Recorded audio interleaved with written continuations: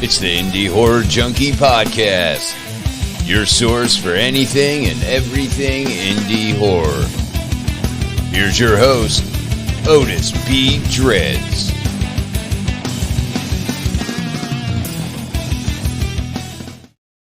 Well, it is Wednesday, 8 p.m. That can only mean one thing, rotting Ricky D. It is time for the Indie Horror Junkie Podcast. And we got a really good show. I am Otis B. Dreads, and as I mentioned, sitting shotgun with me, rotting Ricky D. How are you, sir? I'm doing well, my friend. How are you? I'm doing great. Pretty excited about this one. Molly has joined us there. Hello, Molly Z, for joining us. We got already people are piling in. Just nobody has said anything yet. We got a good show tonight. Here we go. They're all coming in now. Let's see. There's Molly. Hello, everyone. Hey, Molly. Hey, Deline. Deline. We got Ricky. Ricky's Amy is here. Hey. Hello, Amy. I don't like it. Hey, there's my girl. There, boy, they are piling in now, and that's what we like to see. Because apparently we got a bunch of indie horror junkies out here, and we are here to, supply their fix. This is your one-stop shop for everything and anything indie horror. As you see down there scrolling at the bottom of the screen, indiehorrorjunkie.com. That's where you get all the latest. You can get all the, the latest magazines, issues that's coming out, which we have a new one coming out September 13th. Yep.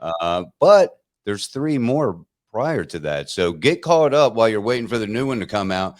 And you can also, there's a podcast page over there that you can check out all of our upcoming guests. And, you had mentioned, you're doing some advertising, trying to get people, if, you have a project out there, they can advertise with you. Why don't you give us a quick rundown on that?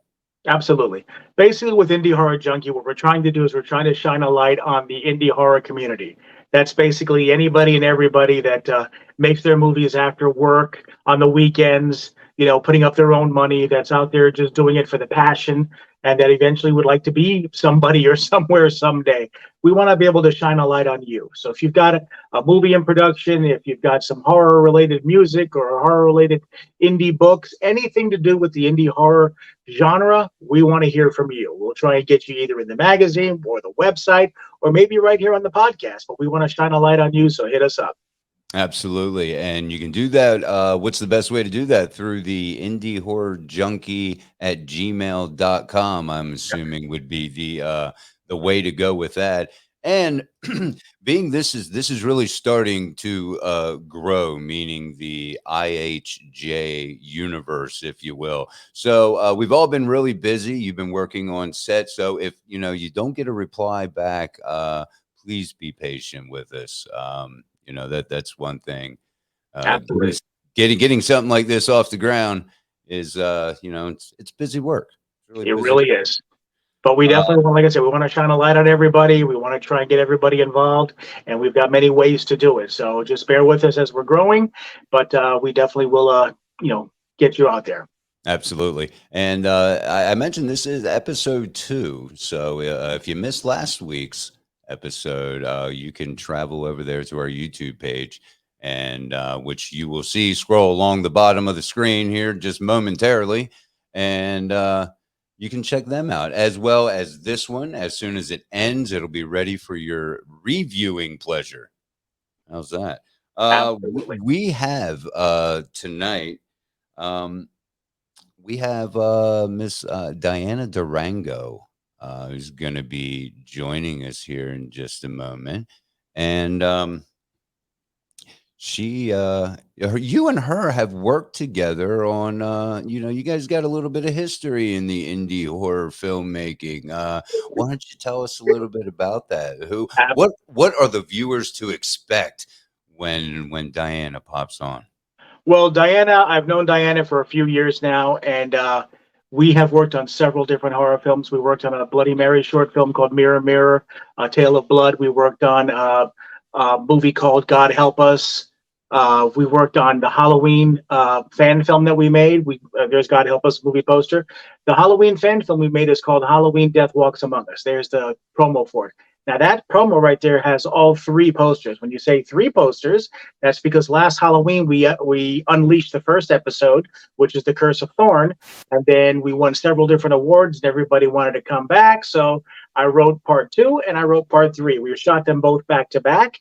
They're both currently in post, and our hope is to release one, if not both of them, right there at Halloween.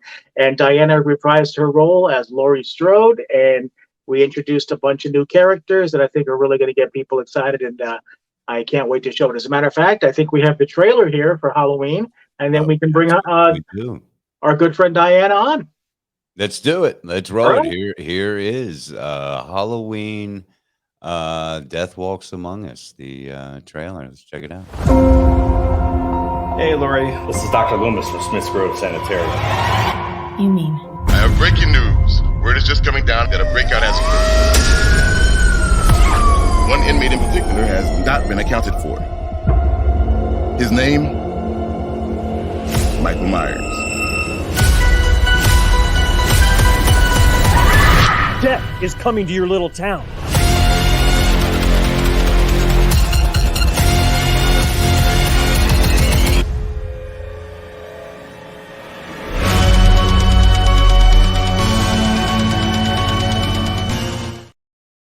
There you go. And there she is. You are oh, there you are. Now you're not muted. How are you, Diana? I haven't seen that trailer. I saw the movie, but that trailer looks amazing. And if you guys, I can only imagine what those trailers are going to look like for the other videos that are coming out, because that is just, it's intense. I mean, I was shaking on set. I mean, Rick saw me. Everybody's like, "Are you okay? Are you okay?" And I'm like, "I'm possessed." Well, yeah, that was awesome. I'm a fan of fan films, and I'm a huge Halloween Michael Myers guy. So yeah, that was right up my alley anyway. So. I was flying up here today, and there was a guy that had what was the Camp Crystal Lake? He had Camp Crystal Lake. He had a Camp Crystal Lake shirt on. I'm like, I'm going to the right place, baby. I'm going to Salem, and it's where all of our family is, right? I mean, I'm at home right now, so yeah, it's absolutely amazing. Horror movies have a place for people, and it's a place for us to meet our fears, to conquer our fears, and to get the crap scared out of us and come out alive. I mean, it is an epic adventure, right? So I love doing it. Absolutely. So yeah, and I love working with Rick. Rick is just, I could tell you, Rick is the father of horror. I can tell you right now that I think that Rick, in a few years, if not this year with the clock, he is literally going to make his imprint. If not, people are already they know his name. They know what he looks like. They know what his work looks like. They know his actors and what he expects on set. So I mean, it just, when I see Rick's films, and I'm a stickler, I will tell somebody that their stuff looks like crap, and Rick knows this. My hair stands up. And I just, even acting in it, I don't like to watch myself in movies. I worked with Ben Stiller on Escape at Dannemora. I didn't want to see myself. But with Rick's movies, I like to see myself, because I like to see myself freak out. So yeah, it's great. It's absolutely great. So yeah, that's what I do. That's awesome. Before we get into the indie horror aspect and whatnot, why don't you give everyone a quick rundown on who is Diana Durango? What got you into acting? Just all of that, normal stuff. That way we can get a good idea, and then we're gonna get into the meat and potatoes of it. So Rick knows that my first acting gig ever was when I was 4, and I played the Virgin Mary in a school play. Then I was in high school, and a movie came out called Monster with Charlize Theron. And I told my mother that, you better let me go to this or this and that. And I had a history class that day in high school. She goes, "No, you're going to school." I'm like, "You're ruining my life. How dare you?" And I ended up, and they took me out of class. Sister Mary Glavin got me out of my class. She goes, "Come here." She goes, "I'll let you go to your audition if you let me see the movie." I did not know who Eileen Wuornos was. I didn't know that she got raped by a baseball bat. I didn't know that Sister Mary Glavin was going to be watching this. So I said, "Okay, that's cool, whatever." I ended up working on set with Christina Ricci and Charlize Theron, and then I went to law school in New Orleans, and I could only take so much of law school until I ended up on the set of The Butler, and I said, I will do anything. I will scrape gum off of somebody's shoe. And they said, "You've got balls, kid." So they said, "Come tomorrow." Somebody couldn't show up, and I was next to Forrest Whitaker, and he was serving me tea. And then I ended up in a movie called Wild Card with Jason Statham. And then I ended up back in Tampa. And I'm like, what am I doing? I'm in Tampa. What's going on? And in with that happened, I met this interface of indie film between Tampa, Atlanta, and New York. And I just started doing a lot of movies between Tampa, Atlanta, and New York. I worked with Ben Stiller. And then there was another show that I was on, and Rick had this great concept for, I think was it Bloody Mary, right, Rick? Was it Mirror, Mirror, that's right. Mirror, Mirror. And I said, let's go over and let's quote Nietzsche. Let's just do it. And Rick went with it. He goes, "That's a great idea. Rick, you give Rick a seed and he plants not just a tree. He plants the entire redwood forest. A whole of forest. horror." Right? So he did it, and he's like, "Let's see what you can do." And I went into it, and you know how they say this is when a volcano meets or tornado meets a volcano? That's Rick and myself, and Amy's amazing as well. And I mean, she's just like, when we get together, and this is the first time I worked with Amy. When we get together, it's just I'm getting goosebumps just talking about it. It's like karma. It's like we were reincarnated for this right now. So I started doing that, and I've been doing a lot of projects here and there, movies, feature films, all of Rick's movies. Like, Rick knows that's my oasis. That is my release of my inner terror, my trauma. It's my therapy. I also did a feature film in New York recently, Once a Week for Life, and I'm doing this one, and then I have all these other projects coming up for like psychological issues. But really and truly, these movies, Halloween, The Clock, I'm sorry, I am blown away. I am blown away by not just what Rick has to offer. I like to see how people grow. I like to see how they cinematically grow and transform, and how it just gets better and better. And I'm just blown away by Rick. Honest to God. And Rick, thank you so much for introducing me to Amy, because I met my film sister. So, dude, thank you. And Amy, I love you. So there you go. Yep, she's on here watching right now. So yeah, I love you. that's been probably one of the best things about this whole community, is because I've met some lifelong friends in Diana and Amy and stuff like that. They're partnered with me in so many films. Amy is one of my partners with Indie Horror Junkie and the Florida Horror Con, and they're like family now. And that's the kind of stuff that you take away from that, is that I've met not just great people in front of the camera, great people behind the camera, but people that I'm friends with off camera and I consider family. And that's a beautiful thing. Oh, yeah. Yes, Oh, Amy says, Diana is a blast to work with and a dream scene partner. Oh, All heart and crazy mad talent.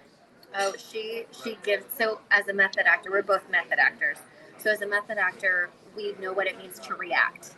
Yeah. And I remember meeting Amy. You never know what you're going to get when you're on set. And I'm the kind of person that's like, don't make me look bad. Like, bring it out. Like, I will stop. Rick knows this. I will stop set. I'm like, this doesn't feel authentic. Amy brought it. Amy just brings it. And I'm like, thank God this girl gets it. She brings her heart, her soul. She bleeds on the camera like I do.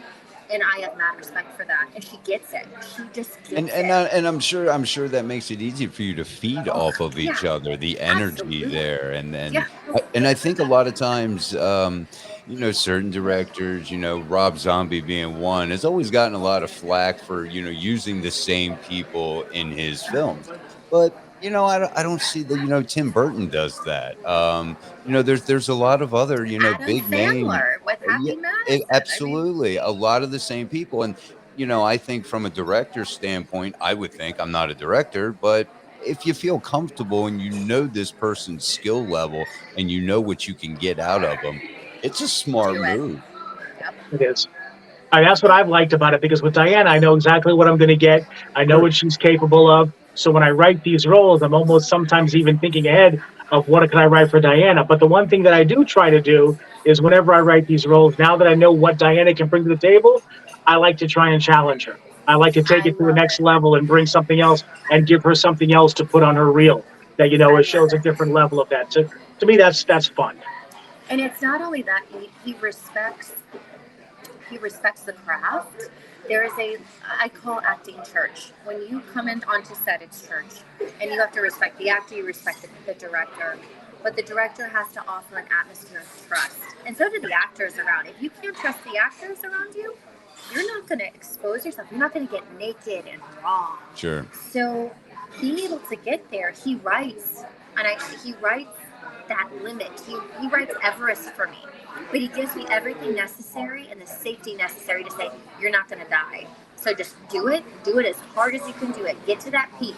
Show me that you can do it. Show me what you got. You're going to come back alive.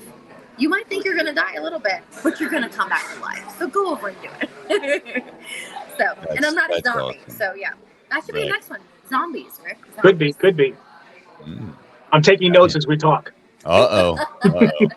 Well, Well, real quick, I go was going ahead. to say, before we get into the meats and potatoes and Otis really starts questioning you, can you give us a little idea and show the crowd where you're at? Because I hear you're someplace Yeah. really cool. So this is one of my favorite places ever. So I'm in Salem. I'm a little witchy. I'm in a place called Turner's Seafood House in Lyceum. I'm going to show you here. And there's a second floor. So they have the best seafood in Salem. If anybody has not come to Salem, definitely do it. Definitely, it's so good. I just had a lobster bisque, so good. And then I'm having this delicious hake masala. So I was like, what do you like? Hake, all types of seafood that you could ever think of. There's a second floor. But the really cool thing about this is that this is placed on top of the apple orchard that was owned by Bridget Bishop. So Bridget Bishop, June 10th, I believe, 1692. I might be wrong with the year. She was the first woman that was hung as a witch in Salem. So she was the woman that was accused of trying to convert or use witchiness on those 5 girls. And honestly, what it was that she had multiple husbands. She was a very loud woman. She liked to wear colored clothes. She wasn't wearing the puritanical colors of gray and brown, the mundane. She had the ability to be outspoken, to advocate, to love art, to express herself through her clothing. She was us. She was what women should aspire to be. And at that moment in time, she wasn't going to deal with men's crap. And at that moment in time, what would happen? And she also knew about herbs, and she knew about medicine. She was smart. She owned her own company. She owned the apple orchard. And what happened? You're a witch. And she was hung for it. So it was her and Giles Corey, he was flattened to death. I believe that 260-some people were hung, I want to say. 200 were accused. I mean, it was definitely a moment here in Salem. But Salem is absolutely gorgeous. This place, after the apple orchard, became a lyceum. So it became an area for individuals to come together, to talk about art, to debate, to make art, to create, to talk. And ironically, what we're doing right now, we're talking about horror, we're talking about history. Rick is going to have a cover coming out in November about witches, and I'm going to write an article. So we're looking, witches are part of a horror genre. Mm-hmm. We're talking about this Bridget Bishop aspect of life, as well as this lyceum, and what great place to be than here at Turner's. So, hey, everybody! So if you haven't come to Salem, please definitely come over. Obviously, October is the witching season. It starts in late September. But there's so many stories here.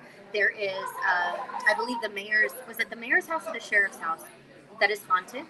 And he was the one that condemned all these women to their deaths. That person, every time that they were elected, they would die somehow. This is to the point where they had to change the residence of of this person's life, because they're like, no. And it literally happened on the target all the time, every time. They were either murdered, they were killed, car accident, overdose, something would happen. So no, this is definitely a place to be reckoned with. And I always get goosebumps. And I mean, there's tarot cards, there's astrologists, there are health mediums, there are witches everywhere. They're so beautiful, like gorgeous people, amazing food, great seafood, Otis. Great seafood. You mentioned all that seafood, and I felt like Homer Simpson.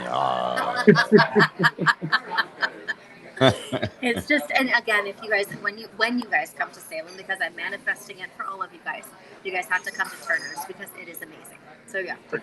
Yeah. Well, it sounds amazing. So I'm going to start off with probably one of the more, I guess, pressing issues, and get that out of the way first. How about that? And that being the strike going on. Oh, see that? Here we go.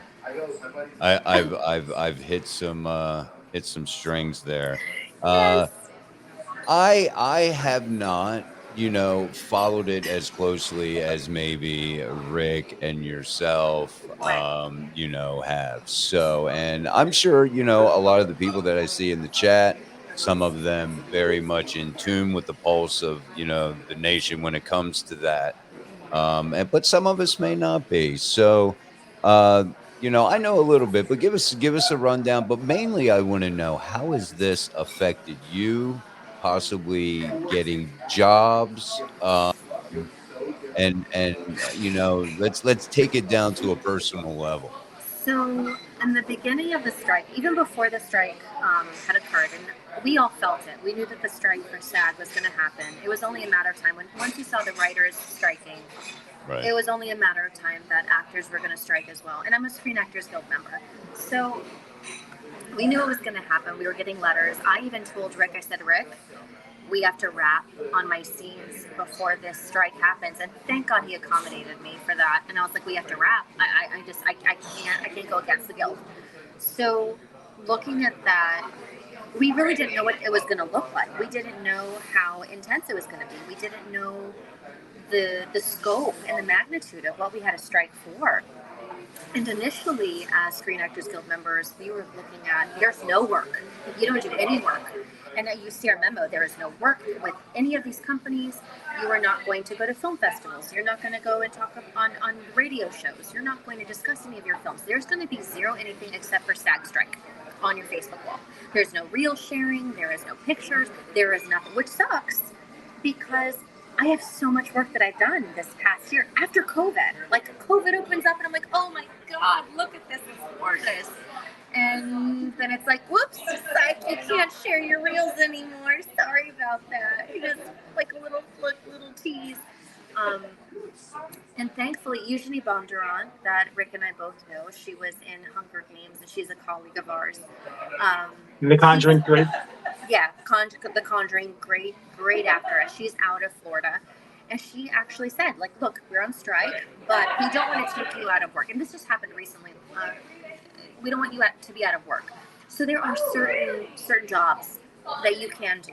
We're not going to close the doors for you, because actors need to eat. We do need to eat. Right. And we need to, what's the world without art? How do we express ourselves? How do we tell our stories? How do we tell history, right? How do we experience life? So they understood that, and what they said was, look, we're going to have certain contracts that certain independent movie makers can agree to. You guys, I'm sorry, there's laughter, you're all good. But there are, you could do radio shows, you can do certain things now. There's a list of things you can do. Eugenie has it up on her site. And I can share it with you after if you guys want to see it. There are things that we can do. This is one thing I can do. And again, there's some movies that we can do. We could do student films. So they're not stopping and silencing our art. It's just these studios that are not wanting to show and be transparent with the money that they're making. Or the studios that are wanting to get my body and scan my body and say, okay, we're going to scan your body and we're going to forever own it, so that when we have another movie, we're not going to pay you for your robot, for this. And again, my mama made this. She needs to go over and get paid for that. Mama made this. She needs to go on a vacation too. But it sucks because it shows as actors, as directors and producers, there are people that do this solely as what they do. But it has shown the change in Hollywood. And the change in Hollywood is, yes, we do have our A-listers. We do have Julia's and Tom Hanks's or whatever that only do that. But because the change in media, because transmedia has become such a big deal, because we all have iPhones, because you can show anything that you want, send it to Vudu, send it to Hulu, send it to Amazon or Netflix. Anybody can make a movie right now. Because of that, if you want to be an actor, if you want to be a director, if you want to be a producer, and especially an independent producer, you better make sure that you want to bleed for this and really die for this, because we all have 2 or 3 jobs. I'm a therapist, so I'm here as a therapist. Rick has a job himself. Every single person on our set, like Chanel's a nurse, Amy does real estate. We all have other jobs, and we make time for this. We sacrifice our life, and not only us, but our families. So it has shown a different face of Hollywood. And it has shown, like, look at Hollywood's changing. The face of transmedia is changing. The face of how we're going to survive as actors and producers and directors, it's changing. But how great is that, right? Let's think about it this way. How great is it? We're actually able to bring our experiences as a real estate agent, as a nurse, as a doctor, as a lawyer, as a therapist, as somebody that's a telemarketer. We're able to bring those experiences into film, right? So film's not flat anymore. Film is real. We're going to really bring that reality. But it sucks. We're starving. We're starving artists. We're trying to figure out what to do, how to do it. We don't want to step on anybody's toes in SAG. I love my guild. I really, really do. I don't want to lose that place. That place has definitely saved my butt multiple times and has allowed me to make decisions that benefit me. But I genuinely pray to God that we come to an agreement. I believe, what was it, Rick? The Emmys, the date of the Emmys has changed to January. Yeah. So, and to me, changing it to January, that to me is like a little titrator. So that somebody's talking and like, maybe this will be done by January. So I'm like, hopefully 2024 people can start to see my stuff, right? So and I mean, our stuff is still coming out. We can show our projects. The ones that are banned we can't, but we can show our projects. I could show Halloween night and day. I could show The Clock night and day. We could show those things, and so people are not going to be left without work. People are also not going to be left without art. And people need art. We need art. When there is a lack of art, there's a lack of democracy. And that is something to be said. When there is a lack of art and a lack of expression, there is a lack of democracy, and there's a lack of interconnectivity with people. And we need to make that change. Yeah, and what I was going to mention also, to kind of piggybacking off that, is with the whole SAG strike, there's a lot of misconceptions out there. A lot of people are saying that, well, SAG's on strike, the Writers Guild's on strike, you can't work on anything anymore. And that's not really true. SAG is on strike with the AMPTP, okay? And SAG has certain contracts. That's why we were able to get you to continue on as Laurie Strode in Halloween, because even though we're a SAG project, we're a SAG micro-budget project. And on the SAG website, it tells you that the micro-budget projects are not being shut down. So we're still able to do that. So people like Diana and other people that are SAG can still work on these fan films. But one of the other things I wanted to bring up, too, is that this is also showing that, just to give you the example that Otis and I were talking about off screen, we were talking about Indiana Jones. Indiana Jones had a $300 million budget, and they say you have to make at least twice or 3 times your budget just to break even. So they're going to have to make almost $1 billion just to break even.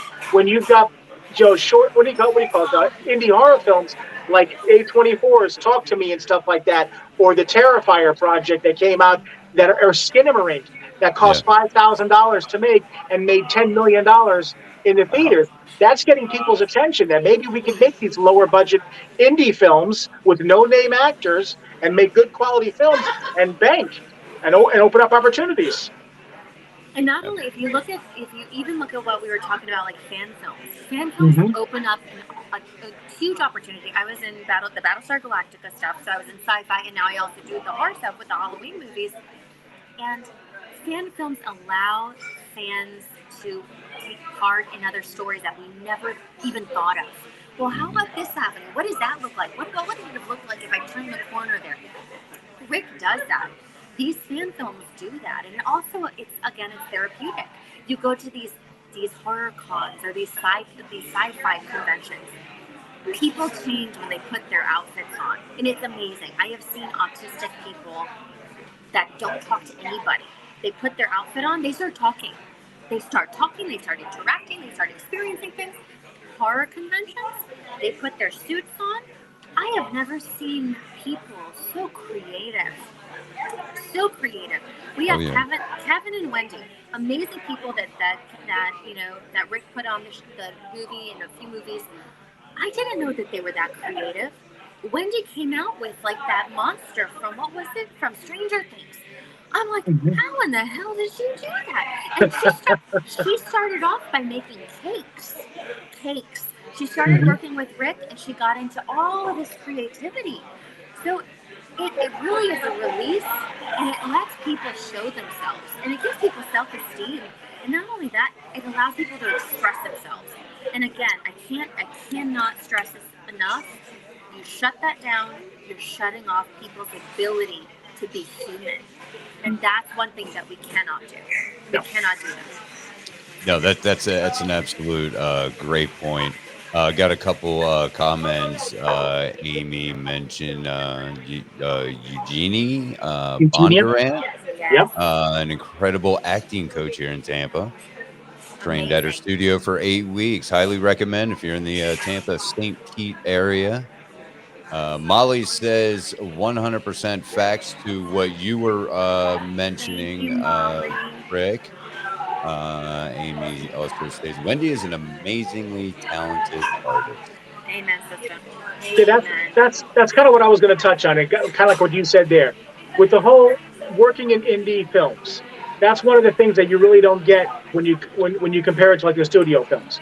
Wendy is somebody that, like you said, when I first met her, she was making cakes and she was brilliant at it. She made unbelievable cakes and stuff. Amazing. But she turned that into some really exotic cakes, like the cake that she made for our Mirror Mirror with Mirror, the Book mirror. of Blood and everything. But then she also started showing what her real passion was, which was doing special makeup effects. So we got her in our films doing special makeup effects. And as an indie film, like we explained before, you wear many hats in front of the Yes. camera and behind the camera. So Wendy would not only do makeup effects, but we also have her acting in some films. She helped with producing. She helped getting PAing. So that's the beautiful thing about indie films is that by working so many jobs and wearing so many hats and performing so many duties, you meet that many more people and learn things that you enjoy doing, maybe stuff you never knew you'd like that you can just take off and run with. And that's a beautiful thing. Yeah. Yeah, yeah. Love I've I've always kind of thought of indie horror in this weird analogy. It's a football analogy. I think indie horror and indie horror filmmakers are kind of like the college team because they're let's still I don't know if they're getting paid now. I know that was a thing in the news there for a minute, but let's just say they're not getting paid like it used to be. They are thriving off of passion, off of drive to get to a certain level. Right. And I really equate that with the indie filmmakers. I think that you're because you don't have huge budgets, because you have, well, just overall limited resources, unlike if you were, working for a studio. You have to, I guess, make up what you are lacking in with passion. And if you want it, I believe you said it, Diana, be ready to bleed for what you Mm-hmm. want. And I think that's really the amazing thing. It's very inspiring, which is why I wanted you to tell people kind of how you got to this point in the very beginning, because a lot of these, indie directors, actors, writers, producers, whatever that I have spoke with, a lot of their beginnings are very humble. And as you mentioned, Rick, all of us are working 9 to 5s, but we do set aside that time for our passion to make art. And I think it's a beautiful thing. I think Absolutely. That's one thing where somebody had said this to me. Well, you don't get paid for what you do, and I said so, and Right. that goes to your that metaphor of indie film is like college football. Yeah. You're there because you love it. You're Right. there because it's in your blood. Because you need to be there. You don't make money from it. So I have to do it because I must do it because Right. it's in my blood. So that is it's integral. It's extremely integral. And the other thing is with indie film, you know who wants to be there and who doesn't. Amy, Mhm. myself, Rick, we have been on set with people that are 3-4 hours late, or they just don't show up. You're not going to make it that long in independent film because if you Right. don't show up, if you're going to be a diva, if you're not going to remember your lines and you're going to give a half-assed job, you're not made for indie film. Right. You're not made for film in general, but indie film, it will chew you up and it will spit you out. And Absolutely. it's an indie film. It is an indie film that you will know. You will know who's the good actor, who's the good director, who's the good writer, because you don't have anything. You do not have anything.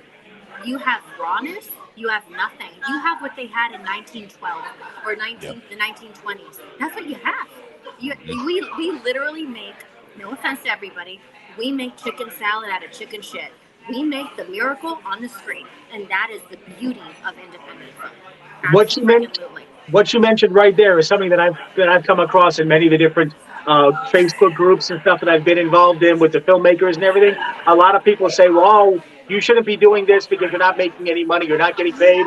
You shouldn't even be asking people to make movies or whatever." The bottom line, the way I look at it, is that when I put a casting call out there, if it's going to be something that people aren't going to get paid for, I make sure that I put that out there up front. As long as you put it out there up front, Sure. nobody's forcing you to come to set. Nobody's forcing you to come be in Yep. this movie. If you Right. don't want to get paid, then don't do it. But some of these options and some of these projects that you're not going to get paid for, you're going to get paid for an experience. You're going to get paid for being able to perform a role that's going to be something that you've always wanted to do, something that might be able to provide you some footage that you can put on your reel that may land you a good paying job, and Right. work with people that you meet that may turn you on to other opportunities. So to me, I laugh at it when I hear about that you're not getting paid. The bottom line is that you pick and choose your project and you go and do it because it's what you want to do Yep. and because you're getting something from it, whether it be monetary or whether it be experience. It doesn't matter to me.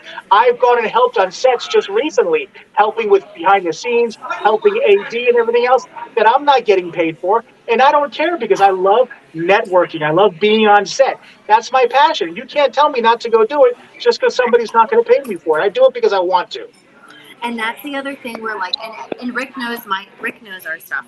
SAG actors, we are allowed to do certain unpaid things. They're like micro budgets we're allowed to do.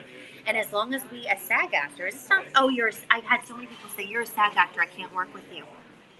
No, you can work with me. I work with Rick. I'm willing to do that. I can absolutely do that. I just have to stay within the parameters. And I love independent films.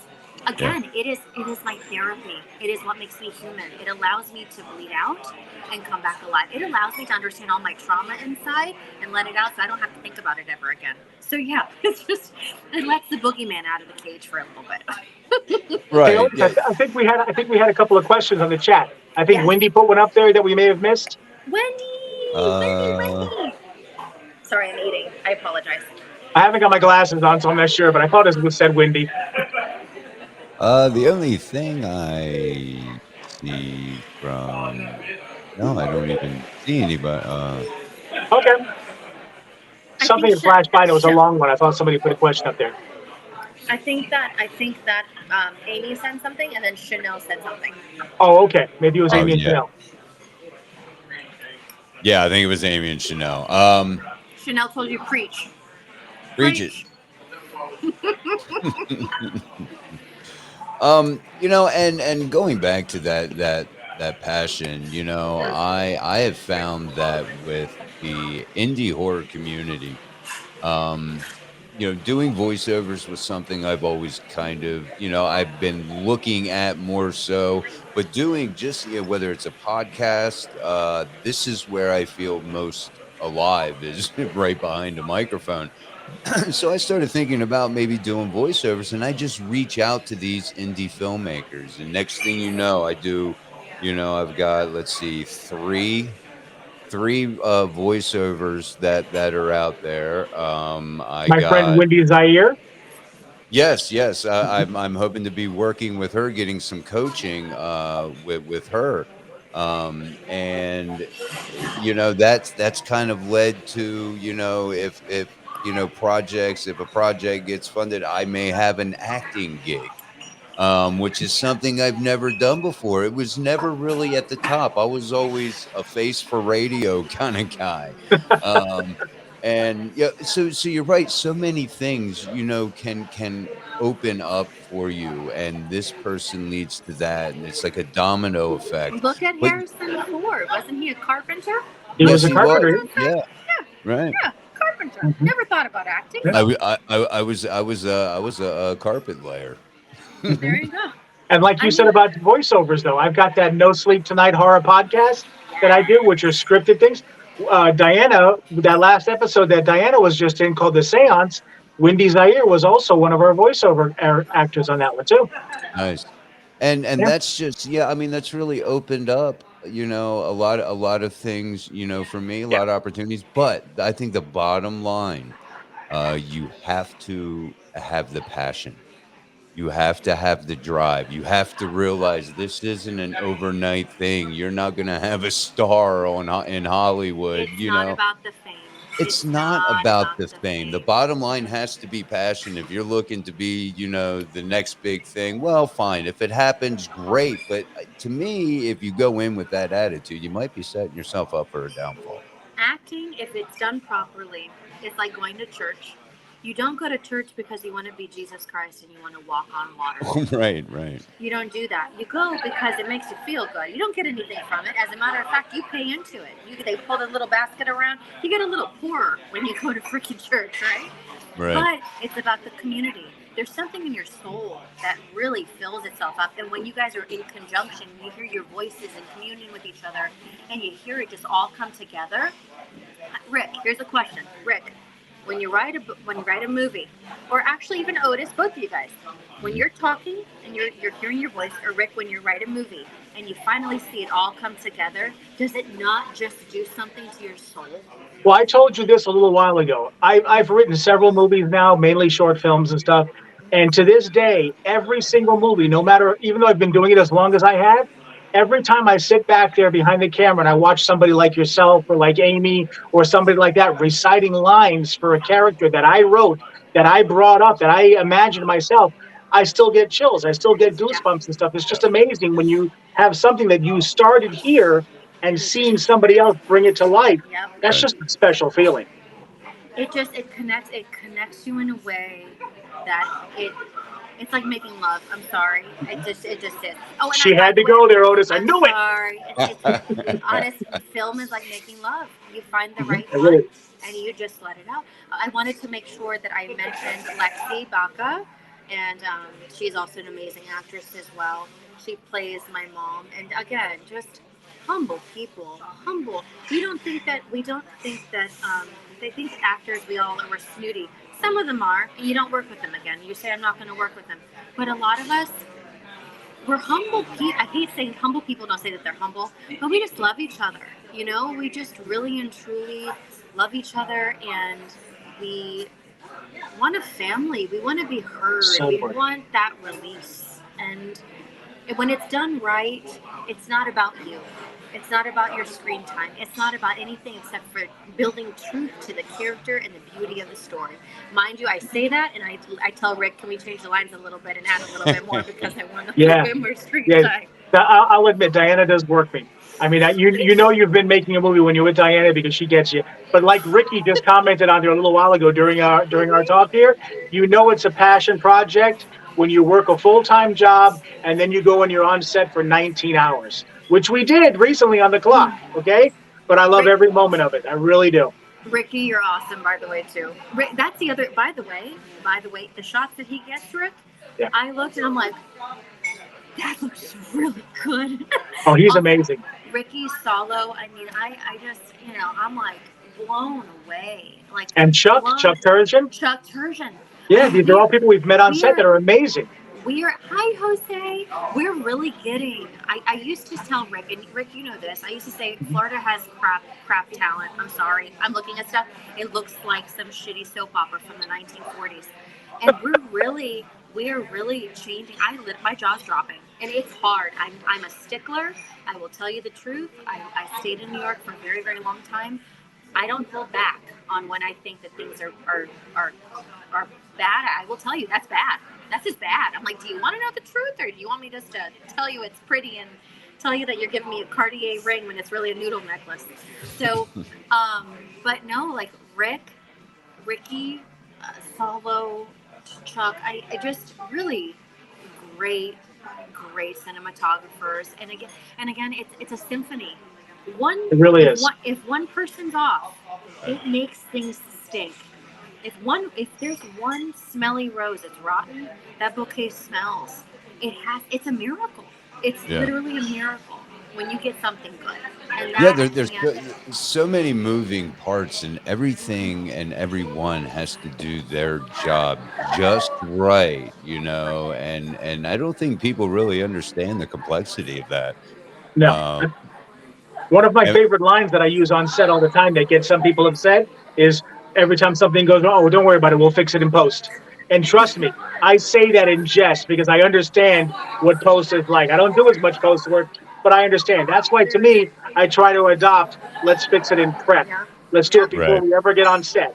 Because I've worked on so many sets, and like for the clock, we filmed a feature film with 31 actors and 6 different locations, and we filmed it in 5 days. I can't believe we did Unbelievable. that. But the reason we were able to do that is because myself, Salo, Ricky, Chris Lato, we did a lot of work in prep. We had it planned out. So when we got on set, it was just bang, bang, Boom, bang, let's bang, nail it. bang, bang. But Yeah. I've been on other sets where you're figuring it out while you're on set, you're trying to figure out what shot you want. There's no time for that. You've got to know what you want. You've got to have it scheduled out, especially on an indie set, because a lot of times you don't have permits, you don't have permissions, you only got a certain amount of times. Right, people have to go to work, stuff like that. So you've got to have it mapped out, planned out, have a plan. And the moment you get on set, start getting ready and get ready to shoot. If you do that and you're all working together as one unit, you can get a lot of stuff done. So that's the other thing that I do have to say. Amy was telling me how she prepped for the clock, and she told me she had every day set inside of like a little bag, and she had the date on it and the scenes that they were. And I'm like, that you need that from the actors as well. You need that dedication, because your actors that are like, what are we doing today? And I'm like, what are we doing? What's going on? Like, I just like what? Or they're going over and they're doing a monologue, and they go monologue line, and I'm like, no. You go to my acting school in New York, you get hit, like you get smacked. Right. You get, because you ruined it. So by Otis, Mm-hmm. acting. So you want to act? Rick, can we bring him in something? Can we? Please? Oh, sure we can. Please. Sure we can. We'll figure it out. Yes, I love it. I would. I ain't scared to jump into something, new and get out of my comfort zone. I mean, that's, you got to live a little, right? Right. I We'll love get it. I'm all about it. We're getting ready to close you out here, unfortunately. But can you give us any ideas of anything else? Because obviously the show is about the indie horror community. So do you have any other horror projects coming up, or do you want to give us any little stories or anything like that from the set of Halloween that we can expect when we get to see these next 2 chapters? I would say that there's that scene where I am working with Austin Janowski, and that was a trust scene. That Austin, dude, I love you, bro. Yeah. Austin and I had to trust each other. And he goes, oh my God, am I going to hurt you? And I said, just do it. I don't care. And he went all in. And afterwards he goes, I'm so sorry inside. I'm like, dude, no. And there's a scene in this Halloween film, and you're going to see it. I'm triggered. I get triggered like a freaking mofo. I get triggered. It's really intense. He grabs me. All this stuff happens. And then you see me. I had dirt underneath my nails for days because I was in that sand doing stuff with Austin, and people were like, are you okay? I want you guys to see this scene. I want you guys to feel it. I want you to understand Amy's character. I want you to understand Lisa's character. Lisa's freaking awesome too. what happens to Lisa's character and what that interaction occurs, that breaks my heart. It breaks my freaking heart. Yeah. Looking at all of this stuff, I cannot beg you more than anything to see it, and also go see. I can't be there, but you guys need to go see The Clock. When I think it's sold out, but whenever it comes sold out, around yeah. again, go over and see The Clock. It looks amazing. It looks so good. Really And- does. Just do it, please. It's amazing. And the acting, Amy's in it. I like do it. The person that plays her husband, please watch that Don Rick. interaction. It's freaking amazing. So, and there's a little, what do you call it? It's not a trinket, like a little, what do you call it? Like I'm in it somehow, but you guys let me know how I'm in it. So, and if you guys can figure out how, if anybody can figure out what that scene is from, I will take the first person to tell me to dinner. So whoever can figure that out, yep, Rick knows. Rick will buy you dinner too. We can all go to dinner. So the first person to tell me where that's from Rick's IMDb page and from mine, I will take you out to dinner in Tampa. So there you go. That's it. Anyways, I hope everybody's watching and paid attention. Do it.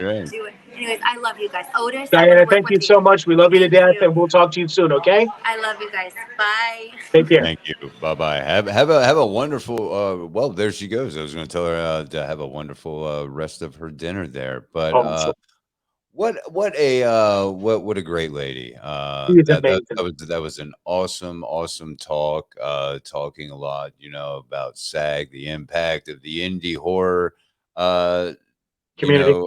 A community. Speaking of which, with a little bit of time that we do have left, what do we got coming up? Of course, I did mention the new issue of the Indie Horror Junkie magazine. Be out September 13th. You can go over to the Indie Horror Junkie, or just indiehorrorjunkie.com, and you can download all the previous 3 issues to get caught up. What do we got coming up? Anything off the top of your head you want to speak on? Absolutely. Basically, with regards to the magazine is there available for you for free. They're PDF files. You can download the first 3 issues, and issue number 4 will come out on the 13th. The way we've got it basically planned out right now is that the magazine currently right now is on a bi-monthly circulation. So every other month we come out on the 13th of that month. The only way we deviate from that is if a particular month has a Friday the 13th in it, being indie horror, we have to celebrate that. So we'll have an extra special edition. So in other words, we're going to have issue number 4 coming out on September 13th. And then October 13th is a Friday the 13th. So we have a special Friday the 13th edition. And I think Amy just chimed in again. I couldn't quite read what she said.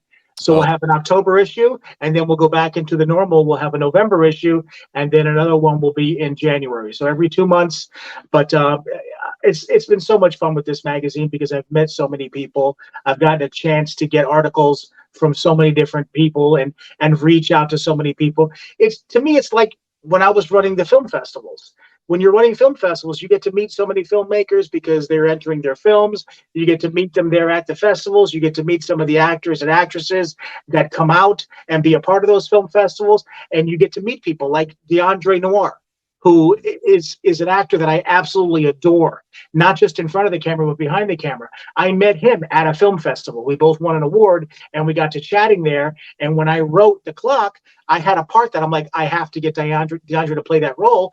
And here he is. He's playing the role, and I'm working with him in other stuff as well. And that's the thing, is that with all these different things and these networking opportunities, being on set, being at these different film festivals, you meet so many people, and you never know who you're going to meet that you're going to end up working with almost immediately. And people like Diana and Amy that you form lifelong friendships with. I mean, you can't put a price tag on that. No, that's a beautiful thing. Amy, earlier she catch The Clock at Phantasm Orlando. That's right. Yes, it's going to be screening this week, this Sunday at Cinema 6 is what we call our cast and crew premiere. That's already been sold out for a few weeks now. So we're going to be screening it there. Then the next time you'll be able to see it, there's a film festival called Phantasm Orlando, which is run by a couple of amazing ladies, Shelley Stokes and Monique. They run this over there in Orlando, which is going to be the weekend of September 15th, 16th, and 17th. Our film, The Clock, is going to be playing on the 16th, so therefore it'll be there at Phantasm. Amy will be there. Several people for the Florida Horror Con will be there. Indie Horror Junkie will be represented, and then of course you'll be able to see that film there as well. Now let's give a quick mention. I want you to talk about how to get where people can go to submit their vendor application, or however that works, because you have opened up to take submissions for vending at the Florida Horror Con. Why don't you tell us a little bit about that? Absolutely. We've got the dates now set. It's going to be September 13th, 14th, and 15th of 2024, and it's going to be in Tampa. I can't release the name of the venue yet because we're still working out the final details, but we're hoping to be able to announce the venue in the next couple of weeks. But what we did do, because people like to plan, especially when it comes to vendors and celebrity guests and things like that, they're planning usually a year in advance. So we wanted to go ahead and open up the vendor process. Now, that doesn't mean that we're opening this up and going ahead and having people purchase tables, because nobody's going to want to do that until they know exactly where it's going to be. They know when, and they know that, and they know the city, but they don't know the venue yet. But what we're doing now is we're getting vendors to go ahead and submit these inquiries now to us. So we go ahead and see, okay, what is it that you want to bring to the table? Why should we have you there as one of our vendors? So we can start vetting the different vendors. And it's not, and what we're trying to do is make sure that we get the right type of vendors that the fans are going to want. So many festivals are getting multiple vendors that are selling the same thing or making the same product, and it's really unfair to the guests there. We want to try and get a wide variety of things that are going on and people that we think are really going to enhance what we're going to see at our event. So we're opening up the inquiry so people can email us and let us know, hey, I'm with this company. This is what we've got. Here's our social links. You can take a look at our products. We would love to be a part of it. And then we're going to go ahead and pull our resources together, pull all that stuff together. And when the venue is announced, then we'll go ahead and start selecting and say, okay, if you'd like to be, we'd like to have you. These are how much the tables are, what we're offering, and start signing people up from there. Yeah, it's such a long process getting one of these things, and things being a film festival. Amy mentioned, Rick, I met you at a film festival, and now look where we are. That's right. I met her at the Halloween Horror Picture Show at MegaCon because we showed her movie Harlow's Haunt, and she was there. And Amy is what I call a hustler, and I don't mean that in a derogatory word.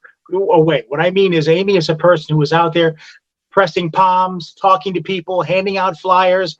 But what I think Amy also brings to the table is not just the passion she has in front of and behind the camera, but she's so creative. She comes up with so many cool ideas and concepts. And what if we did this? And how if we did it this way or whatever, which to me, it helps me step up my game because I'm trying to match her creativity. So that's why I'm so excited to have her a part of the whole Indie Horror Junkie and have her a part of Florida Horror Con, because she's going to bring it, and that's going to force us to step our game up and bring it as well. Absolutely. With just a couple minutes left, I want to let everyone know who we have coming up next week, next Wednesday. My girl, Krista Grotti Saxon. I have known Krista since probably 2001. I met her on the set of a short film called Filthy that was directed by a friend of mine, Andy Lolino, and she played a character in that film there, and I met her there. Since then, she's worked with me on the Nightmare Collection. She was in The Clock.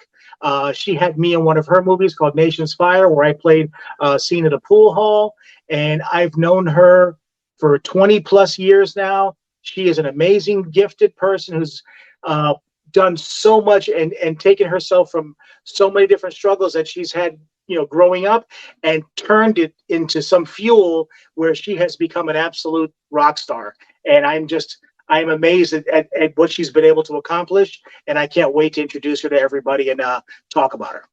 Sounds like it's going to be a very, again, I'm using that word, inspirational kind of talk. Because not everyone who makes films or is in the film industry, meaning, mainly the indie film industry, came from, we're not all Jamie Lee Curtises here. We Yeah. didn't have, Tony Curtis as our dad, Janet Leigh. Janet Leigh is a mother. Yeah, I know. Right, yeah. I mean, we're doing 9 to 5, so it's always good to hear stories of not so much a rags to riches, but just, getting yourself into a better place and it coming at the hands of indie horror. Well, we are going to wrap it up. Episode 2 in the bag. It was another good one, I believe, and it's only going to get better. Please make sure you head on over to the Facebook page, the Indie Horror Junkie podcast Facebook page, as well as the Indie Horror Junkie, regular Indie Horror Junkie Facebook page. Follow and us there. subscribe to us on YouTube. Absolutely. Get over there and hit that subscribe button. That way you get all the notifications when new videos are uploaded. Hey, may have some, I don't know, little special broadcasts. Who knows? The sky's the limit. So all right. Until next time. We'll see you next Wednesday. See you next Wednesday.